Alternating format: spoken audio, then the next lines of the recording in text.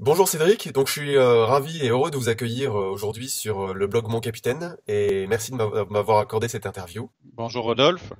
Vous êtes Cédric Watine, vous êtes chef d'entreprise, vous avez deux entreprises, une troisième qui concerne votre site. Votre site c'est outildumanager.com et vous donnez des conseils de management. Quand j'ai découvert votre site il y a à peu près un an, j'ai trouvé ça génial, c'est hyper complémentaire à ce que j'avais appris dans l'armée. Et j'ai mis en œuvre quelques-uns de vos outils que vous conseillez sur votre blog à travers des podcasts. Ouais. Et je les ai mis en œuvre et j'ai trouvé ça extra de mettre ça en œuvre. Ça m'a beaucoup aidé dans mon management en complémentarité de ce que j'avais appris à l'armée. Alors ce que je vais faire, c'est que je Mhm. vais vous laisser vous présenter dans un premier temps, même si j'ai dressé un petit portrait de vous succinct. Et puis ensuite, Mhm. on abordera le vif du sujet, les outils du manager. D'accord. Oui, donc effectivement, je m'appelle Cédric Watine, je confirme. Et une de mes activités, effectivement, c'est d'animer le podcast Outils du manager. Mais à la base, je suis pas un consultant. En fait, je suis un chef d'entreprise. J'ai commencé ma carrière, je dirais, en tant que chef d'entreprise à 30 ans. Auparavant, j'étais dans la finance internationale, on va dire. J'ai travaillé pour des grands groupes, mais voilà, vers 28 ans, j'en avais un petit peu assez, je dirais, d'être dans un cadre restreint. Et j'avais envie de tenter ma propre aventure, donc je me suis mis à la recherche d'entreprises à reprendre. Ça a démarré quand j'avais 30 ans. J'ai repris ma première entreprise et ensuite j'ai continué jusqu'à constituer un petit groupe. Alors aujourd'hui, alors c'est un groupe qui s'appelle Fogepac, qui intervient pas du tout dans le domaine du management ou du développement personnel, mais dans le domaine de l'emballage. Mais ça représente aujourd'hui environ 30 personnes, donc c'est pas un groupe énorme. Par contre, on a une influence dans notre petit domaine qui est sur la France et à l'étranger. En fait, comment j'en suis venu à créer Outils du Manager? C'est simplement qu'à un moment dans ma carrière, je me suis rendu compte qu'il y avait un truc qui clochait. Dans ma manière de manager, c'est-à-dire que je pensais avoir la bonne stratégie, je connaissais assez bien les chiffres, euh, et j'avais l'impression aussi d'avoir des gens tout à fait capables, mais par contre, je rencontrais des difficultés, je dirais, à accorder tout ça. C'est-à-dire qu'on J'avais l'impression qu'en début d'année, on se mettait d'accord sur des objectifs, et puis à la fin de l'année, finalement, on n'était pas du tout où j'avais prévu qu'on serait. Donc je me suis dit, il y a un truc qui cloche, et c'est certainement au niveau du management des personnes que j'ai des choses à apprendre. Comme je m'étais toujours beaucoup formé, je dirais de manière personnelle, en dehors de l'école. Oui, alors j'ai fait une école de commerce, j'ai fait des études, mais c'est peut-être ça qui m'a apporté certaines bases. Ce qui m'a apporté beaucoup, c'est la lecture de différents bouquins, entre autres anglo-saxons sur le développement personnel. Et donc j'ai décidé. Et puis oui, et je me souviens aussi qu'à l'époque j'avais besoin aussi de me renforcer en anglais. Donc je suis allé voir un petit peu ce qui se faisait en termes de management. Euh, En particulier, à l'époque, il commençait à y avoir des podcasts, des choses comme ça. Moi étant assez technophile et ayant une pelouse à tondre régulièrement, je me suis mis à écouter un podcast qui s'appelle toujours Manager Tools. Vous avez commencé à l'écouter quand vous étiez déjà chef d'entreprise. Ouais, tout à fait. Je ne saurais pas vous dire quand j'ai commencé, mais ça faisait déjà un certain nombre d'années que j'étais chef d'entreprise. D'accord. Et j'avais suivi des formations sur le management en complément de ma formation universitaire et de grande école, et ça m'avait absolument pas apporté ce que je recherchais. Donc j'ai commencé à écouter leur podcast d'une oreille, je dirais un petit peu, enfin avec beaucoup d'esprit critique au départ, puisque c'était très américain, très très pragmatique, un petit peu rentre dedans, etc. Donc j'étais un tout petit peu méfiant par rapport aux promesses qui étaient faites, mais j'ai commencé quand même à mettre certaines choses en application. Et je me suis rendu compte assez rapidement, d'abord que je me sentais très à l'aise avec leurs outils parce qu'ils sont simples et puis ils étaient très très faciles à mettre en pratique. Et puis surtout, au bout de quelques mois, je dirais au bout de 6 mois, j'ai vraiment vu d'énormes changements dans mes entreprises et j'ai décidé donc de demander aussi à mes cadres d'appliquer ces méthodes eux-mêmes. Et puis c'est comme ça qu'on a commencé une transformation assez importante des entreprises. Voilà. Suite à ce succès, je me suis quand même dit qu'il était un peu dommage qu'on n'ait pas ce genre d'outils proposés, en langue française. Et donc j'ai profité d'une conférence que faisaient ces deux consultants sur Londres pour aller les voir et pour leur dire mais il faut absolument que en France il y ait quelque chose. Voilà, moi je veux bien traduire vos podcasts, je veux bien vous aider à le faire. Et ils m'ont dit bah non, nous on n'a pas beaucoup de temps, donc en fait on va faire autrement. On va t'offrir la possibilité de faire tes propres podcasts. Alors je crois qu'ils l'ont fait avec personne d'autre. Hein. Disons que le courant est très très bien passé entre nous, c'est ce qui a permis cette confiance.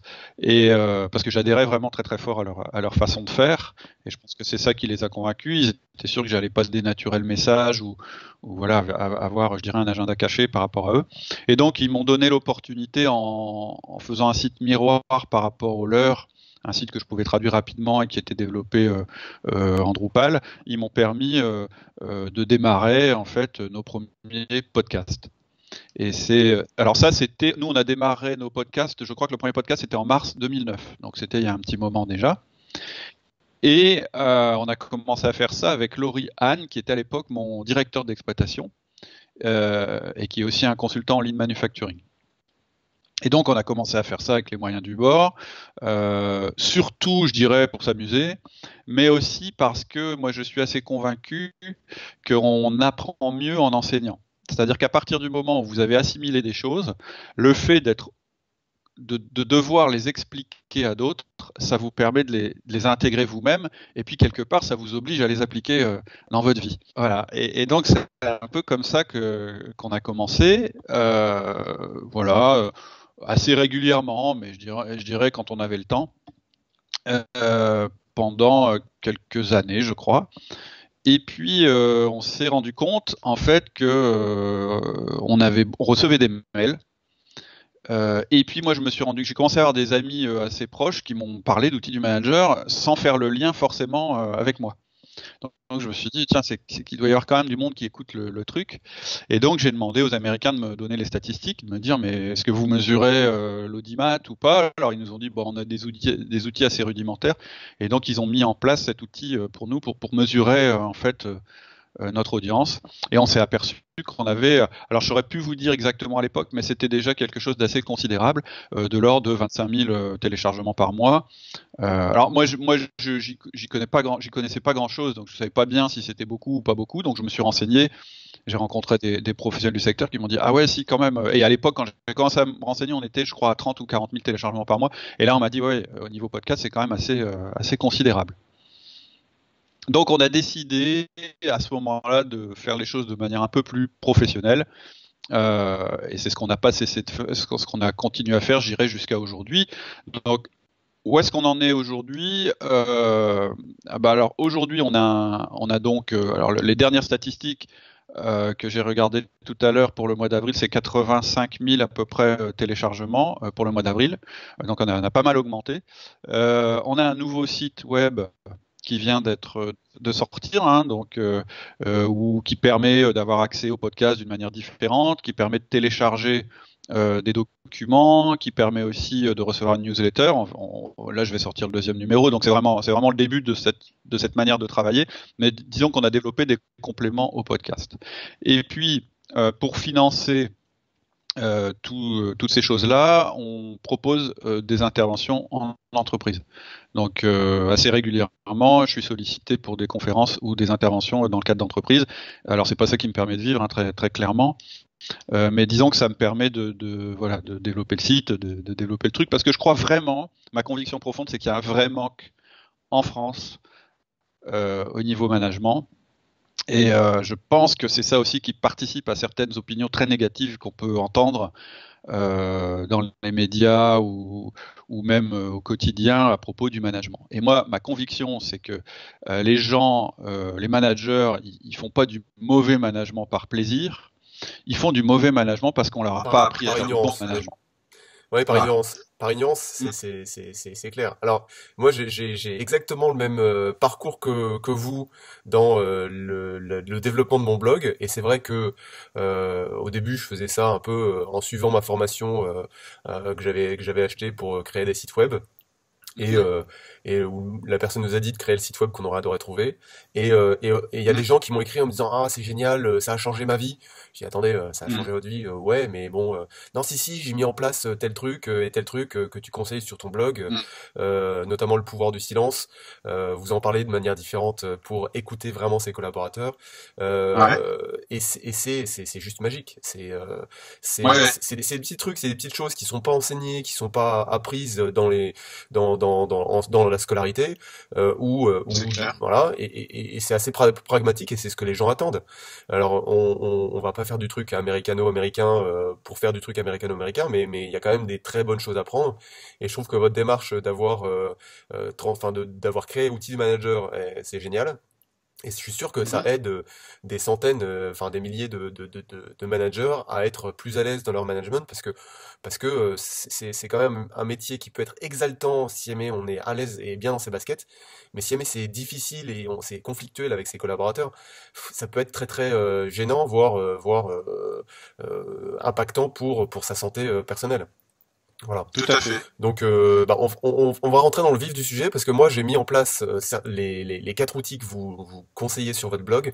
J'ai écouté de manière très assidue, en accéléré, les 250 podcasts que vous avez fait, parce il y a quand même de la, il y a du contenu qui est Ouais. riche, vous revenez à chaque fois sur des petites questions qui vous ont été posées, qui font que vous dites tiens, il faut peut-être qu'on précise ce point-là pour le 1 à 1, pour le feedback, pour la délégation, pour le coaching.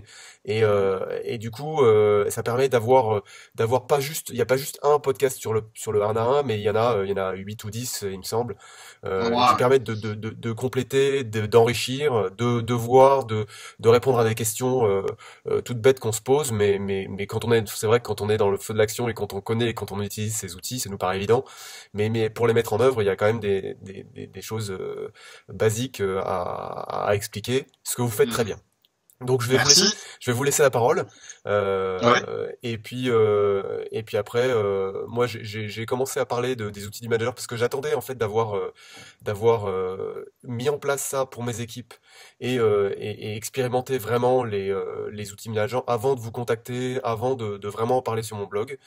Là, j'estime qu'après presque un an de maturation et de mise en place, je suis convaincu, je suis un fan absolu, donc j'ai déjà fait un, un article pour parler du 1 à 1, et puis je vais Mhm. continuer, si vous m'autorisez, Bien sûr. à parler de vos podcasts et puis à parler des différentes outils, et voilà. Bah, voilà, l'objectif vraiment de cette interview, c'était de vous faire connaître, Mhm. et puis d'expliquer aussi à mes lecteurs quels étaient ces quatre outils extraordinaires qui vont améliorer leur vie de manager. Je vous laisse la D'accord. parole. Alors, vous avez dit un truc qui est très important. D'abord, merci beaucoup hein, de me donner cette opportunité. J'ai aussi regardé votre boulot et voilà, j'étais très intéressé aussi par ce que j'y ai vu. En plus, c'est très personnel et bah voilà, ça j'aime bien. Moi, ça me parle beaucoup. Et effectivement, on a des parcours qui sont assez similaires et je trouve que c'est intéressant. Je pense qu'on n'est pas les seuls. Vous avez dit un truc qui est très important, c'est qu'effectivement, on se contente pas chez Outils du Manager de parler de théorie et d'exposer des outils.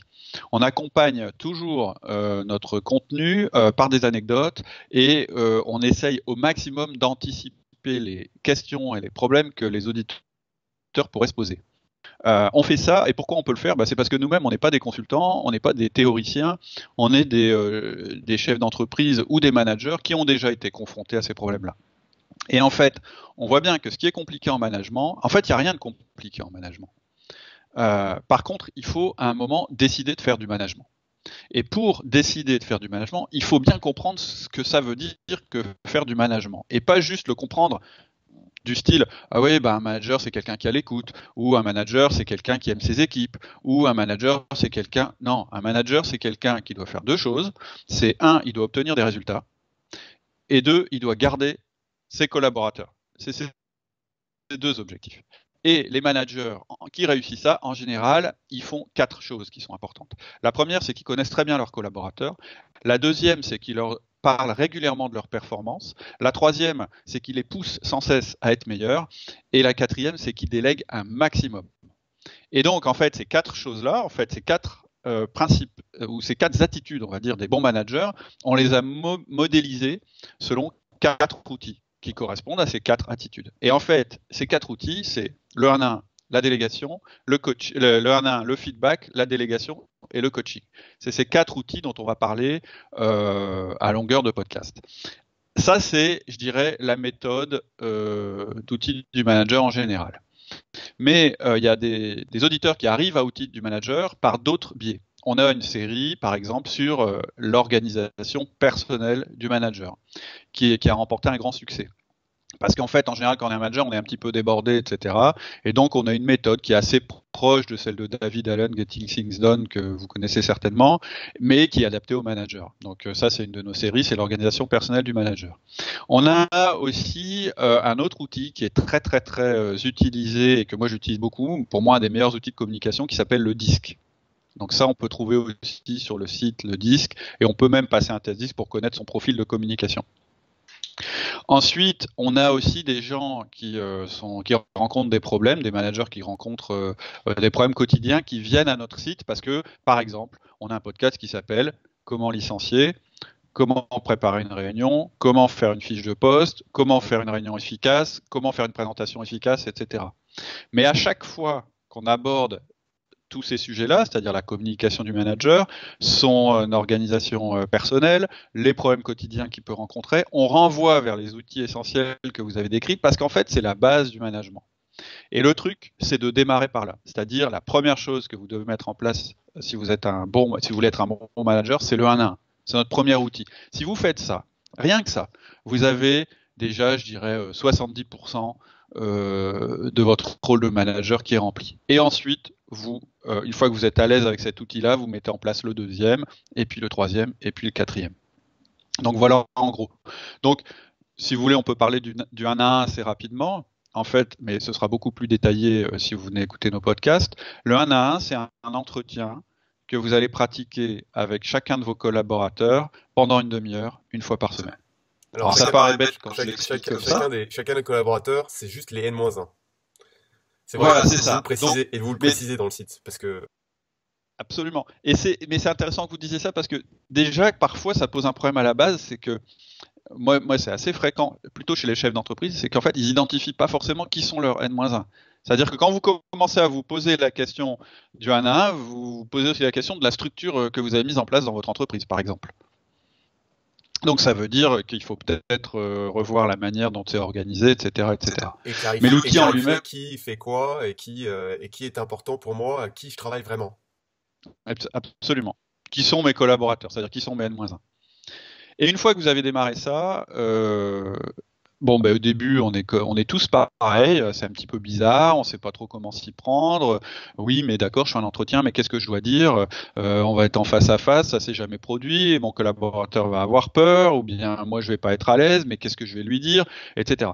Et c'est là que qu'il est important que vous écoutiez les podcasts, parce que c'est là qu'on va vous donner toutes les petites clés qui vous permettent de vous mettre en route et qui vous permettent d'avoir un référentiel pour votre management. Et en fait, c'est ça la clé dans l'outil du manager, c'est que quelque part, on vous dit, je dirais, oui, si, quasiment, point par point, ce qu'il faut faire pour mettre les choses en place. Et donc, vous êtes guidé à travers une méthode, et dès que des problèmes se posent à vous, en général, je pense qu'on répond à 80% des questions qui peuvent se poser, et je dirais, pour les 20% qui restent, on a un site web, vous pouvez me contacter par mail, je réponds à toutes les questions qu'on me pose. Alors, je préfère qu'elles soient posées sur le site web. Pourquoi ? Parce que comme ça, les réponses profitent aux autres auditeurs, mais ça peut se faire aussi par mail de manière anonyme. Il y a un forum, j'ai pas vu de forum sur le nouveau site. Alors, il n'y a plus de forum. En fait, il paraît que les forums, ça se fait plus trop d'après le développeur du site. Donc en fait, lui, ce qu'il m'a conseillé, c'est plutôt la possibilité de faire des commentaires. En fait, c'est-à-dire que si vous êtes inscrit sur le site, vous pouvez poser des questions et faire des commentaires en dessous de chaque podcast ou en dessous de chaque article de blog. On est aussi sur Facebook, sur LinkedIn, on est sur Twitter, voilà. Donc normalement, si vous avez envie de vous exprimer, il n'y a pas de problème. Très bien. Super. Alors, donc vous avez bien compris qu'en fait, ce qu'il faut pour un manager, ça va paraître bizarre en le disant, mais c'est manager. Et manager, effectivement, ce sont des moments que vous devez accorder à vos collaborateurs. Parce que la première chose qu'on me dit, mais attends, moi j'ai 5 collaborateurs, ou allez, j'en ai 8, tu es en train de me dire que je vais devoir passer une demi-heure avec chacun d'entre eux par semaine, donc ça représente 4 heures dans ma semaine. C'est souvent la réflexion qu'on me fait. Mais moi, j'ai pas 4 heures à leur consacrer. Mais moi, je me mets du point de vue collaborateur. Je lui dis, ouais, mais une demi-heure par semaine pendant un an, c'est 3,5 jours à peu près sur l'année. Donc, si tu n'es pas capable de t'occuper de ton collaborateur pendant 3,5 jours dans l'année, c'est que tu n'es pas son manager. En tout cas, lui, il le ressent comme ça. L'autre chose, c'est qu'en fait, c'est du temps investi. C'est-à-dire qu'en fait, ce temps privilégié que vous passez avec lui, c'est un temps concentré. C'est-à-dire que c'est un moment où vous êtes en tête à tête et il peut vous poser toutes les questions qu'il veut et vous pouvez lui passer tous les messages que vous voulez. C'est très différent de ce qui se passe habituellement où en fait on s'interrompt en permanence au fil de la journée ou au fil de la semaine. Dès que vous avez une question, vous prenez votre téléphone, vous le dérangez et lui, dès qu'il veut vous contacter, il fait la même chose. Vous verrez assez vite qu'en fait cette demi-heure que vous lui consacrez par semaine, elle vous fait gagner des heures et des heures durant votre semaine. C'est vrai, je confirme. Voilà. Donc, moi, en tant que je suis chef d'entreprise, donc je dirige quand même 2 entreprises, mais en réalité, j'y passe 1 à 2 journées par semaine. Le reste du temps, je ne suis pas dans mes entreprises. Et c'est parce que mon temps de management, il est concentré sur ces moments-là. Bon, après, moi, c'est-à-dire qu'ensuite, une fois que vous avez mis le 1 en place, vous mettez en place le feedback, le coaching et la délégation. Moi, j'ai poussé très, très fort la délégation. Parce qu'il y a une autre chose dont je parle assez régulièrement, c'est l'entreprise libérée. Et je dirais c'est l'étape d'après. C'est-à-dire qu'à un moment, moi, ma conviction, alors là, on n'est plus dans l'outil du manager, on est dans autre chose, dans ce que j'appelle moi l'entrepreneur libéré, c'est qu'à un moment, vous devenez le facteur limitant de votre entreprise ou de votre équipe parce que vous y êtes trop présent. Et donc, on parle beaucoup de libération d'entreprise. Moi, je préfère parler de libération de l'entrepreneur. C'est-à-dire qu'il y a un moment où le chef d'entreprise, il doit comprendre qu'il doit arrêter de travailler dans son entreprise, mais il doit travailler sur son entreprise.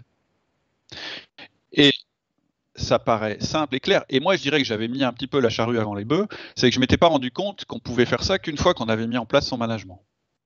Vous ne pouvez pas commencer à faire si vous n'avez pas mis en place votre management. Donc, on en revient au basique. Même si vous voulez libérer votre entreprise, même si vous voulez la développer en y étant moins présent, puis en travaillant sur des choses qui sont plus de l'ordre de la stratégie, etc., la première chose à faire, c'est d'abord de mettre en place votre système de management. Si vous ne faites pas ça, vous allez perdre le contrôle de votre entreprise et vous allez mettre vos salariés en difficulté. Je suis entièrement d'accord avec vous. J'imagine que vous avez lu La semaine de 4 heures de Tim Ferriss. Ouais. Voilà. Et puis après, c'est pas la charrue avant les bœufs, c'est vrai. Construire une structure qui soit claire et précise et qui permette ensuite de s'appuyer sur cette structure avec des procédures qui sont simples, expliquer et puis ensuite guider les gens et ne plus être le facteur limitant. C'est vrai que c'est extraordinaire. Alors on a parlé du 1 à 1. Le point suivant, c'est le feedback. Ouais. Qu'est-ce que vous pouvez nous dire là-dessus? Alors, le feedback, en fait, c'est ce qui correspond à discuter régulièrement avec vos collaborateurs de leur comportement. En fait, ça part aussi d'un autre principe, c'est que souvent, chez vos collaborateurs, je suis assez certain que dans les gens qui nous écoutent, des gens vont se reconnaître, il y a des choses qui ne vous plaisent pas.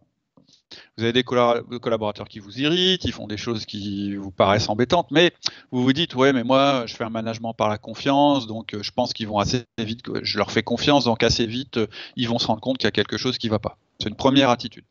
Ou il y a une autre attitude qui est, et en général, cette seconde attitude, elle a lieu juste après la première attitude, c'est-à-dire, on va imaginer, vous avez quelqu'un qui est régulièrement en retard dans votre entreprise. Vous dites rien au départ, vous vous dites bon, ça va se calmer, mais donc je lui fais confiance, je vais laisser faire. Et puis finalement, cette personne, elle change pas parce que aucune réflexion. Vous essayez simplement de lui faire sentir qu'il y a un truc qui va pas. Donc vous la mettez peut-être même, je dirais, mal à l'aise, mais sans lui dire vraiment ce qui va pas. Parce que vous savez pas comment faire, parce que vous voulez pas de conflit, etc. Le problème persiste, et en fait, vous allez aller voir la personne, au moment où ça sera devenu insupportable pour elle. Et donc vous allez lui tomber dessus comme un fou et vous allez l'insulter. Et en fait, on verra assez rapidement que ça résout pas le problème. C'est-à-dire que peut-être qu'en apparence, elle va essayer de vous satisfaire, mais en réalité, en profondeur, elle n'aura pas changé, elle n'aura pas évolué. Nous, on propose autre chose. On propose une méthode en 4 étapes qui vous permet de réellement faire changer le comportement de vos collaborateurs. Et c'est pas de la manipulation, c'est simplement de l'influence. Alors c'est quoi la différence entre la manipulation et l'influence? C'est que la manipulation, vous expliquez pas aux gens où vous les emmenez. L'influence, c'est que vous leur dites on va aller là et qu'ensuite vous les influencez pour qu'ils aillent là où vous voulez les emmener. Et le feedback, c'est un petit peu ça. Le feedback, c'est de dire régulièrement, alors la méthode elle est sur le site, mais en gros c'est de dire régulièrement à vos collaborateurs s'ils sont sur la bonne voie, et dans ce cas-là vous renforcez le comportement que vous avez observé, ou s'ils ne sont pas dans la bonne voie. Et dans ce cas-là, vous demandez à votre collaborateur de corriger son comportement. Donc c'est pas un système de récompense-punition qui fonctionne pas, c'est un système d'ajustement ou de renforcement. L'exemple que je prends souvent pour expliquer, c'est la conduite automobile. Quand vous êtes en train de conduire votre voiture, vous êtes sur la route et vous avez l'impression de tenir votre volant toujours dans la même direction. Mais en fait, si vous regardez bien vos mains, c'est pas ce qui se passe. En fait, vos mains, elles sont tout le temps en train de corriger un tout petit peu la trajectoire du véhicule. Et ben, en management, c'est exactement la même chose. Plutôt que d'attendre d'être carrément dans le fossé pour redonner un grand coup de volant à droite et essayer de revenir sur la route et ainsi de suite, c'était un peu ma manière de faire au départ. Aujourd'hui, je fais des petites corrections en permanence. C'est beaucoup plus agréable pour mes collaborateurs et c'est surtout beaucoup plus efficace. C'est-à-dire que désormais, j'ai pu ce sentiment de divergence entre là où je voudrais les amener et là où on va en réalité. Donc le feedback, c'est ça.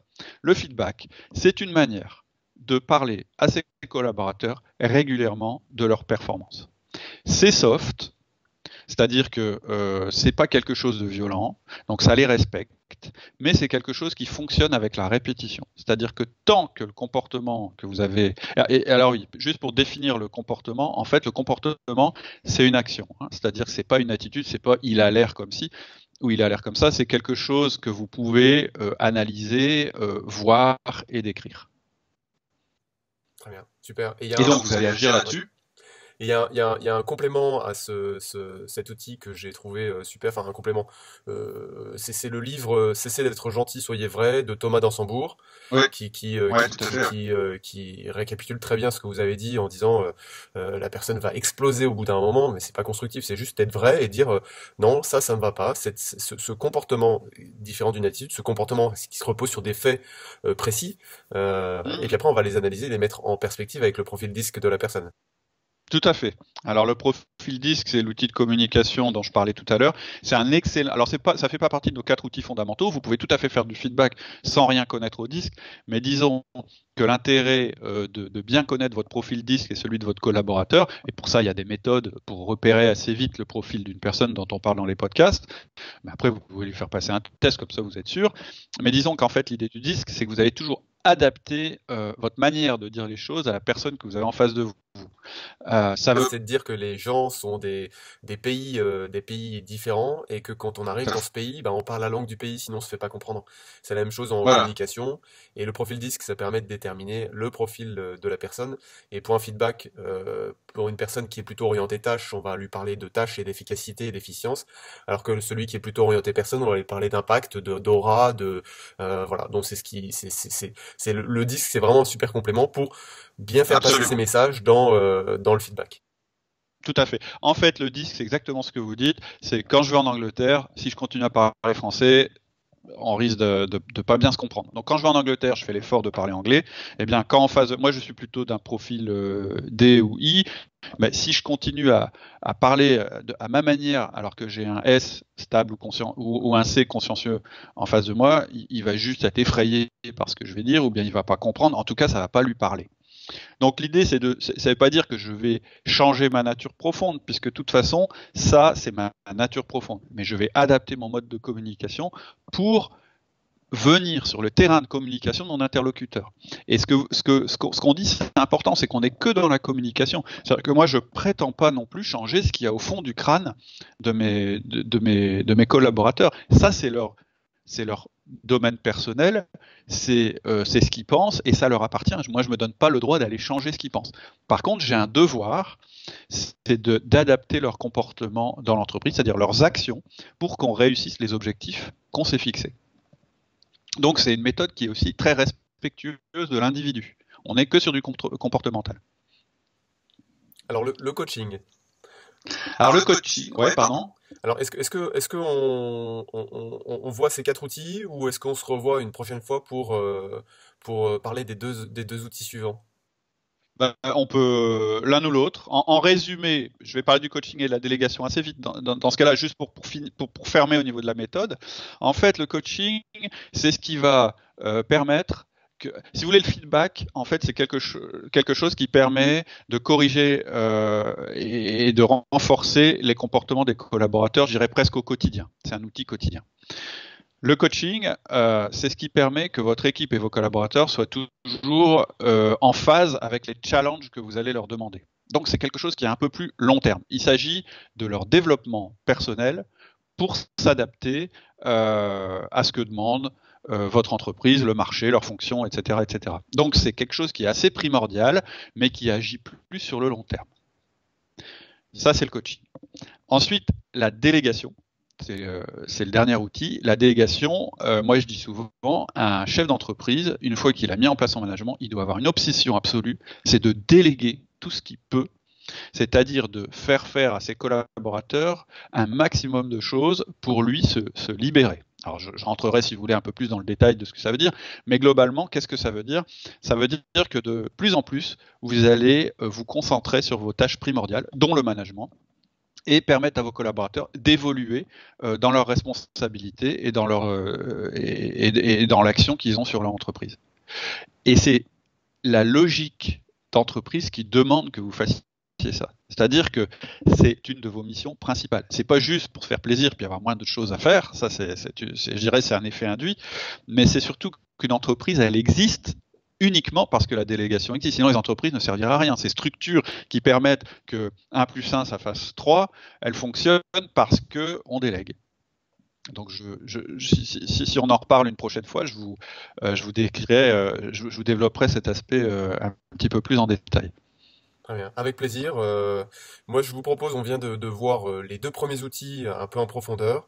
Je vous propose de se revoir à un autre moment pour parler des 2 derniers outils un petit peu plus dans le détail. Parce que je suis sûr que ça intéresse énormément de mes lecteurs et que ce sont des outils extraordinaires à mettre en place. J'en suis le premier témoin et je souhaite que mes lecteurs connaissent votre site et les différents outils qui y sont exposés. Voilà, écoutez, un grand merci pour le temps que vous avez pris, Cédric, pour parler de votre action. Sans problème. Un grand merci et puis je vous dis à très bientôt dans une prochaine interview. Ok, ça marche, Rodolphe. Merci beaucoup. Au revoir. À bientôt, au revoir.